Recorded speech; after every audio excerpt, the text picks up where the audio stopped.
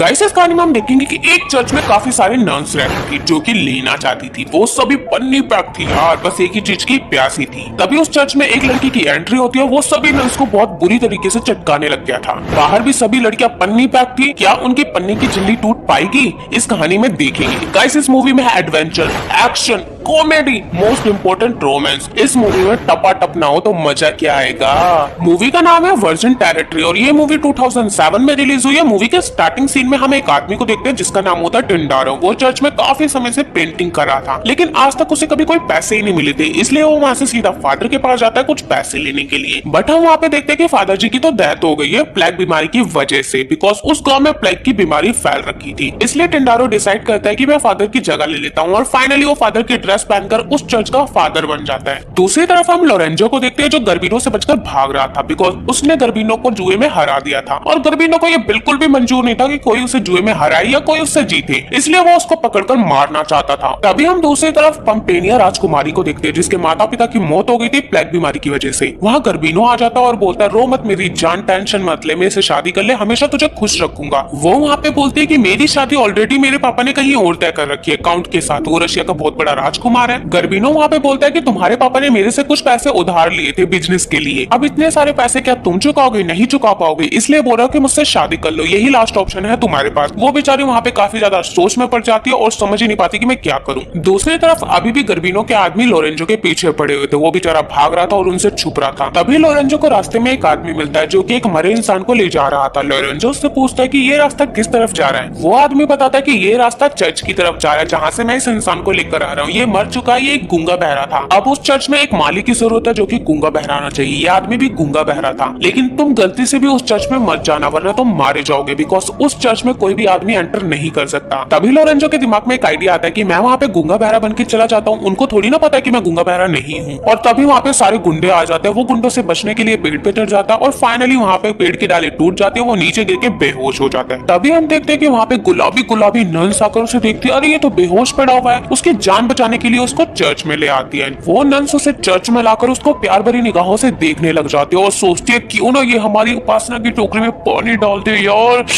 क्योंकि उस चर्च में जितनी भी नन थी सब पन्नी पैक थी। तभी हम देखते हैं कि उनमें से एक नन उसके हथियार को मुंह में लेने वाली होती है। तभी वहाँ पे उनकी हेड आ जाती है जहाँ वो उससे बात करने की कोशिश करती है, बट लोरेंजो इशारे में बताता है कि मैं एक गूंगा बह रहा हूँ। तभी वो बोलते हैं कि इसे नहलाने के लिए भेज दो। भाई जब वो नहाने जाता है ना भाई, वो दोनों नर्स नंगी होकर उसके सामने खड़ी हो जाती है और उसके हथियार को कभी चाटती है, कभी मुंह में लेती है और कभी अंदर डलवाती है।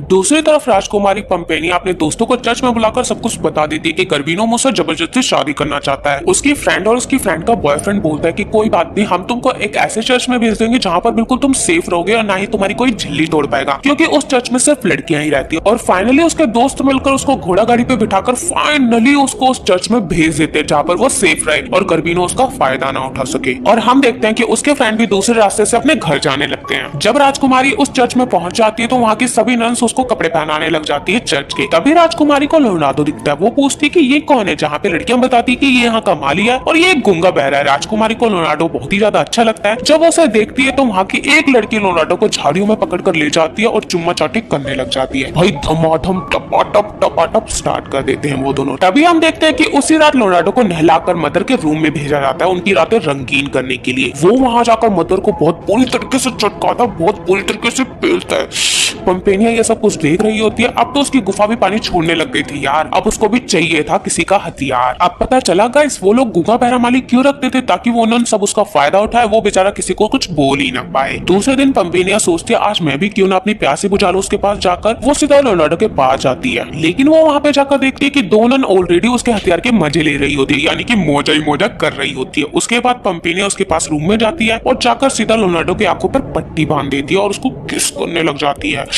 मस्त तरीके से और वहां से चली जाती है। मतलब वो उसके हथियार का मजा लेती नहीं है। लियोनार्डो सोचता है अब इसको मस्त तरीके से चटकाऊंगा, बट वो वहां से गायब हो जाती है। जब वो देखता है कि यार वो तो चली गई, इसलिए वो अपना हिलाता ही रह जाता है। दूसरी तरफ काउंट पंपेनिया के घर आता है तो उसे वहां पे गर्बिनो मिलता है। काउंट बोलता है कि मैं पंपेनिया से शादी करने आया हूँ और उसे अपने घर ले जाऊंगा। गर्बिनो इस बात पर बहुत ही ज्यादा गुस्सा करता है और बोलता है पंपेनिया सिर्फ मेरी है और मैं उससे शादी करूंगा, तू भाग जाए यहाँ से। काउंट को वहाँ पे काफी ज्यादा गुस्सा आ जाता है, इसलिए वो पंपेनिया के घर से जाने लग जाता है। गर्बिनो अपने गुंडों को भेजकर काउंट का और उसके आदमी का रास्ते में ही काम तमाम करवा देता है। देख रहे हो उसको? Now enjoy double voice. वो रशिया के राजकुमार को इसलिए नहीं मार पाते क्योंकि उसके पास गन होती है। वो गन से सभी लोगों को मार देता है और वहाँ से बच के निकल जाता है। लेकिन दूसरी तरफ अभी तक वो हैंडसम लड़का पंपीने के बारे में सोच रहा था कि यार वो कौन सी परी आई थी मुझे किस करके चली गई, और उसने मुझे ये भी बोला था कि वो मुझसे शादी करेगी, मुझसे सच्चा प्यार करती है। लेकिन कुछ दिनों के बाद हम देखते हैं कि पंपीने का वहाँ से जाने का टाइम हो जाता है, क्योंकि यहाँ पर वो अपने राजकुमार का वेट कर रही थी। यहाँ पे तो वो बस बचने के लिए आई थी इस गुंडे से, ताकि वो उसकी झिल्ली ना तोड़ दे। लेकिन अब उसका समय पूरा हो चुका था, उसका राजकुमार आने वाला था। वो वहाँ से जाने लगती है। वहाँ पर वो सबसे बड़ी नन को बोलती कि मैं यहाँ से जा रही हूँ, लेकिन वो जाते जाते हेड नन को बता देती कि वो हैंडसम बॉय कोई गूंगा बहरा नहीं है, वो तुम लोगों को बजा रहा है, तुमको अच्छी तरीके से निचोड़ रहा है, तुम्हारे मजे ले रहा है, तुम्हारी सारी ननों की झिल्लियां उसने तोड़ दी है। यहाँ पर नन सारी सच्चाई सुनकर उसको काम से निकाल देती है। आपको पता है कि पंपीने ने ऐसा क्यों किया? क्योंकि पंपीने उसे बहुत ज्यादा प्यार करती थी। वो नहीं चाहती थी कि वो औरों को बचाए। पंपीने इतनी होशियार थी कि खुद तो देती नहीं थी और उसको नन की भी नहीं लेने दी। जब पंपीने जा रही होती तो वो हैंडसम बॉय बाहर ही खड़ा होता है। तभी वो जाकर बोलता है कि पंपीने तुम मुझे अपने साथ ले चलो ताकि मैं शहर में पहुंच जाऊं, मेरे पास अभी कुछ भी नहीं है, शहर में जाके मैं थोड़ा बहुत काम कर लूंगा। और पंपीने उसको अपने साथ ले जाती क्योंकि उसका मेन प्लान तो यही था कि वो उसको अपने साथ ले जाए। फाइनली पंपीने उसी जगह पर पहुंच जाती है जहाँ पर उसका राजकुमार आने वाला था। लेकिन पूछने पर पता चलता है कि ना ही कोई राजकुमार आया, ना ही कोई बारात आई है। ये चीज सुनकर पंपीने को बहुत ज्यादा बुरा लगता है। लेकिन तभी वो हैंडसम बॉय वहाँ से जाने लगता है। पंपीने बोलती तुम आज रात को यहीं रुक जाओ क्योंकि तुम्हारे पास कुछ है नहीं, तुम कहाँ पर जाओगे? क्योंकि उसका मेन मकसद उसको रोकना था और उससे बात करना था। रात में जब वो दोनों खाना खा रहे होते तभी वो हैंडसम बॉय बोलता है कि मुझे चर्च में किसी से प्यार हो गया था। पंपीने बोलती तुम्हें किससे प्यार हो गया था? तो वहाँ पर वो हैंडसम बॉय बोलता है कि उस नन ने मेरी आंखों पे पट्टी बांध दी थी और मुझे काफी बुरी तरीके से चूसने लगी और बोली मैं तुमसे बहुत ज्यादा प्यार करती हूँ, मैं तुमसे शादी करना चाहती हूँ। लेकिन जब तक मैंने आंखों से पट्टी खोली वो परी वहाँ से उड़ चुकी थी और गायब हो चुकी थी। वो पटोला ये सारी बात सुनकर मन ही मन हंसने लगा और सोचने लगा ये लड़का कितना ज्यादा बेवकूफ है, इसको समझ नहीं आया कि वो लड़की मैं थी। लेकिन यहाँ पर पंपीने को रियलाइज हो जाता है कि लड़का मुझसे बहुत ज्यादा प्यार करता है और मुझसे शादी भी कर सकता है। लेकिन दूसरी तरफ हम देखते हैं कि रशिया का राजकुमार अभी तक पंपीने को ढूंढ रहा था। वो पानी पीने के लिए एक झरने पर जाता है जहाँ पर एक जलपरी उसको दिखाई देती है जो बहुत ही ज्यादा सुंदर थी। उसकी पूरी बॉडी चमक रही थी। वो पानी से बिना कपड़ों के बाहर आ जाती है। वहाँ पर रशिया का राजकुमार बोलता है कि तुम्हारा नाम पंपीने है? वो बोलती है कि हाँ मेरा नाम पंपीने है, क्योंकि उसको पता था कि ये राजकुमार और काफी अमीर था। वहाँ पर उन दोनों में वो चीजें हो जाती जो नहीं होनी चाहिए थी। फाइनली रशिया का राजकुमार किसी और लड़की की झिल्ली तोड़ देता है जो पंपीने नहीं थी।